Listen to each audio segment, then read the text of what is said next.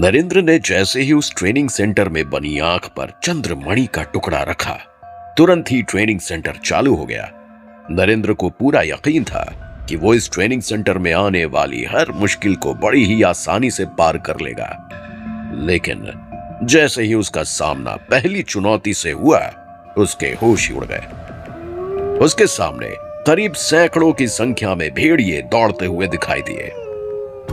अभी वे दोनों कुछ सोच भी पाते, तभी अचानक से एक भेड़िए ने उनके ऊपर हमला कर दिया। बचो नरेंद्र, वो भेड़िया! देवेश चिल्लाया, लेकिन नरेंद्र सावधान था। उसने फुर्ती दिखाई और हवा में ही एक चाकू से उस भेड़िए का पेट फाड़ दिया। नरेंद्र के ऐसा करते ही वो भेड़िया एक तेज प्रकाश के साथ हवा में गायब हो गया। वे असली जानवर नहीं थे। असल में उन्हें लड़ने का अभ्यास करने के लिए मंत्रों से बनाया गया था, इसलिए उनका कोई शरीर नहीं था, बस वे एक तरह के साए थे। लेकिन वे इतने असली लग रहे थे कि कोई भी उन्हें नकली नहीं मान सकता था।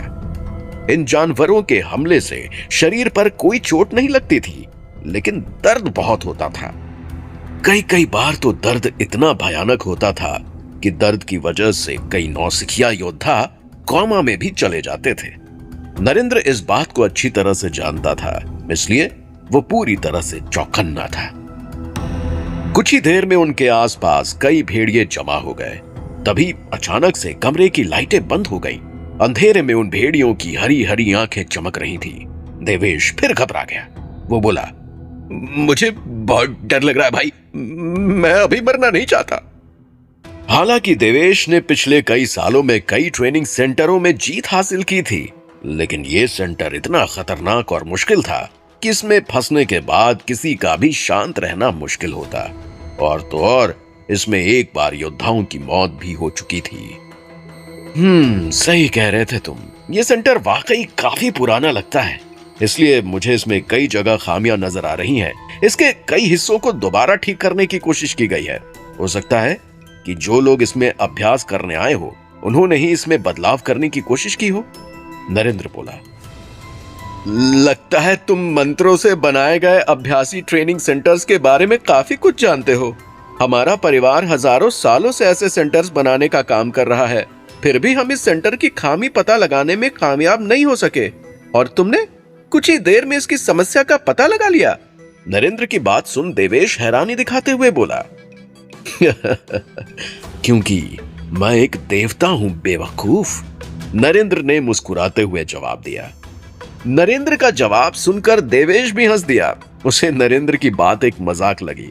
वो नरेंद्र की ताकत और उसके असली रूप से अनजान था, इसलिए वो भी हंस पड़ा।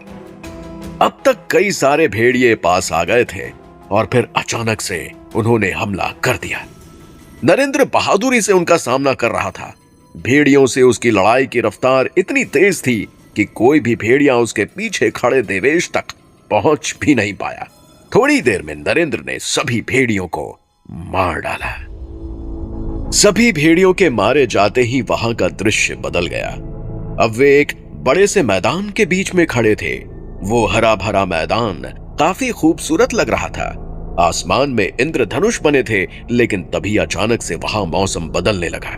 इंद्रधनुष गायब हो गए और आसमान में काले बादल छाने लगे। तभी न जाने कहां से एक चीता नरेंद्र के ऊपर कूद पड़ा और उसकी गर्दन को दबोच लिया। नरेंद्र दर्द से बिलबिला उठा। दूसरे दर्जे का राक्षसी जानवर! देवेश डर के मारे चिल्लाने लगा और वो बोला, पिताजी सच ही कहा करते हैं, ये ट्रेनिंग सेंटर नहीं, मौत का कुआं है। जो भी यहाँ आया वो मारा गया, हम भी नहीं बचने वाले। देवेश चिल्लाया जा रहा था और उधर नरेंद्र चीते की चंगुल से आजाद होने के लिए जूझ रहा था। करीब 5 मिनट के मुकाबले के बाद आखिरकार नरेंद्र ने उस चीते को भी मार डाला। भाई, यहां से बाहर निकलने का रास्ता ढूंढो, नहीं तो एक एक करके राक्षसी जानवरों का स्तर बढ़ता रहेगा। देवेश डरा हुआ था और जल्दी ही बाहर निकलना चाहता था। क्या तुम्हें इस खराब पड़े ट्रेनिंग सेंटर की मरम्मत नहीं करनी है? नरेंद्र देवेश की तरफ देखकर रहस्यमयी तरीके से मुस्कुराया। नरेंद्र का यह बिहेवियर देखकर देवेश को अपने फैसले पर अफसोस होने लगा कि खामखां ही वो नरेंद्र को यहां लाया। वो बोला, भाई, ये बहुत अच्छी बात है कि तुम इसे ठीक कर सकते हो, लेकिन इसका फायदा तो तभी है ना जब हम यहां से जिंदा बाहर निकल पाएंगे। डरो मत देवेश, मैं इस ट्रेनिंग सेंटर की संरचना और इसके मंत्रों को अच्छी तरह से समझ चुका हूं। अब हमें यहां कोई खास खतरा नहीं है। नरेंद्र देवेश को समझाते हुए बोला, अब देखना जल्द ही हम पर इंसानी हमला होगा। नरेंद्र की बात सच निकली।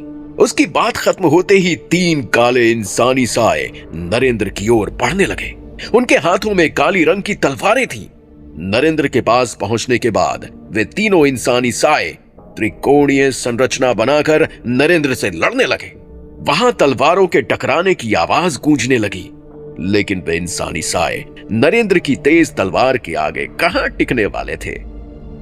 शुरू में तो नरेंद्र भी तलवारबाजी के ज्यादा दाव नहीं जानता था, लेकिन इस सेंटर में आने के बाद जब वो जिंदगी और मौत के मुकाबले में पड़ा, तब उसे अपने आप ही कई दाव पेच समझ में आने लगे थे। जाहिर था कि उसके लड़ने की शक्ति बढ़ रही थी।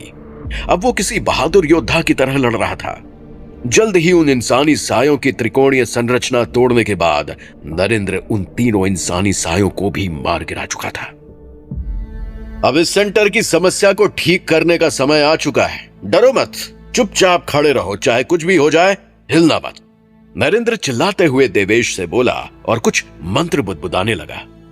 नरेंद्र के ऐसा करते ही वहां धरती जोर जोर से हिलने लगी और आसमान में काले बादल घुमड़ने लगे। ऐसा लग रहा था कि वहां किसी भी वक्त ज्वालामुखी का विस्फोट हो सकता है। आसमान से बिजलियां गिरने लगी। देवेश डर के मारे जमीन पर बैठ गया और अपनी आंखें बंद कर ली। तेज गड़गड़ाहट के साथ आसमान से बिजलियां गिरने लगी। देवेश का डर भी जायज था। अभी वो केवल 15-16 साल का छोटा बच्चा ही तो था। कुछ देर तक ट्रेनिंग सेंटर के अंदर लगातार मौसम बदलता रहा। कभी तेज गड़गड़ाहट, कभी मूसलाधार बारिश, तो कभी तेज हवाएं, तो कभी ओले। इन सब के बीच नरेंद्र आंखें बंद करके लगातार मंत्र पढ़े जा रहा था। करीब आधे घंटे के बाद सब कुछ सामान्य हो गया और वे वापस उस कमरे में लौट आए जहां से वे संरचना में घुसे थे। इस ट्रेनिंग सेंटर की मरम्मत हो चुकी है। अब ये इस्तेमाल के लिए पूरी तरह से तैयार है। अब यहाँ करीब 300 योद्धा एक साथ अभ्यास कर सकते हैं। नरेंद्र देवेश से बोला। नरेंद्र की बात सुनकर देवेश खुश होते हुए बोला, भाई तुम बहुत बहादुर हो। मैं भी बड़ा होकर तुम्हारे जैसा बनूंगा। चलो अब बाहर चलें। देवेश को बच्चों की तरह खुशी से चहकते हुए देखकर नरेंद्र बोला। जैसे ही वे दोनों ट्रेनिंग सेंटर से बाहर निकले, उन दोनों ने देखा कि बाहर करीब 10-12 लोग पहले से ही खड़े थे। पिताजी! उन लोगों में से एक आदमी की तरफ देखकर देवेश बोला, आपको कैसे पता चला कि मैं यहां हूं? हमने तुम्हें इस जगह से दूर रहने के लिए कहा था ना। तुम किसकी इजाजत से यहां आए? देवेश के कान मरोड़ते हुए संतोष कश्यप बोले। पिताजी, हमने इस ट्रेनिंग सेंटर को ठीक कर दिया है। अगर आपको मुझ पर विश्वास नहीं हो रहा है तो आप नरेंद्र से पूछ सकते हैं। देवेश नरेंद्र की तरफ इशारा करते हुए बोला। देवेश को उम्मीद थी कि उसके पिता सेंटर को ठीक करने के लिए उसे शाबाशी देंगे, लेकिन यहां तो उल्टी उसकी पिटाई हो गई। क्या कहा? देवेश की बात सुनकर संतोष कश्यप चौंक उठे। तुमने कहा कि तुमने इसको ठीक कर दिया? हाँ, ये सच है पिताजी। ये सब नरेंद्र की वजह से हुआ है। उसने इसकी खामियों को दूर करके ठीक किया है।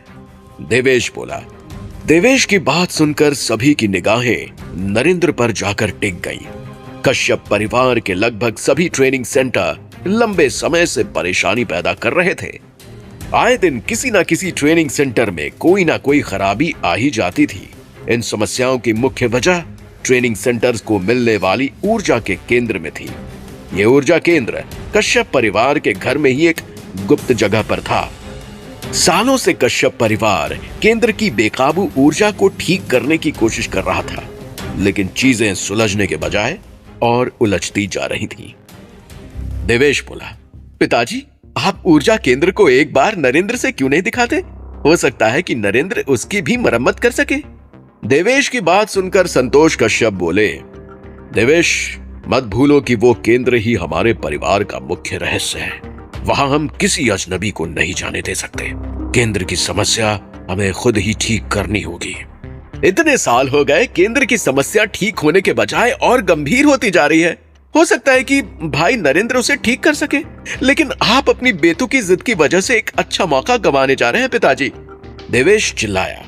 बेटा, अभी तुम छोटे हो, इसलिए तुम अभी नहीं जानते। संतोष कश्यप ने नरेंद्र की तरफ इशारा करते हुए देवेश से कहा, हम एक नल्ले और बेकार आदमी को अपने केंद्रों में नहीं जाने दे सकते। वहां हर कोई नरेंद्र को अच्छी तरह से जानता था। हीरा कोठे वाली घटना के बाद शहर का लगभग हर आदमी नरेंद्र को पहचान गया था। संतोष कश्यप की बातें कड़वी नहीं थी, लेकिन ये बातें नरेंद्र को किसी तीर की तरह चुभी। इसलिए वो बात बनाते हुए बोला, ठीक है, मुझे एक काम है, इसलिए मुझे अब जाना होगा। ये कहते हुए नरेंद्र वहां से जाने लगा।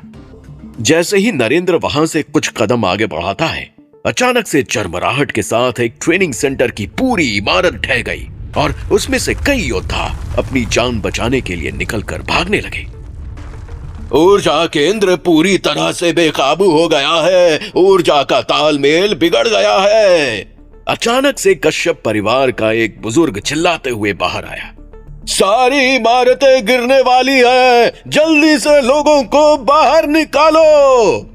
बुजुर्ग की ये बात सुनकर संतोष कश्यप के चेहरे की हवाइयां उड़ गईं। वे जल्दी से अपने सभी भाइयों को बुलाकर बोले, अगर सारी संरचनाएं ढह जाएंगी तो हम सड़क पर आ जाएंगे। इस नुकसान की भरपाई सैकड़ों सालों में भी नहीं हो पाएगी। जल्दी से ऊर्जा केंद्र पर काबू पाने की कोशिश करो। उधर एक एक करके इमारतें ढहती जा रही थीं।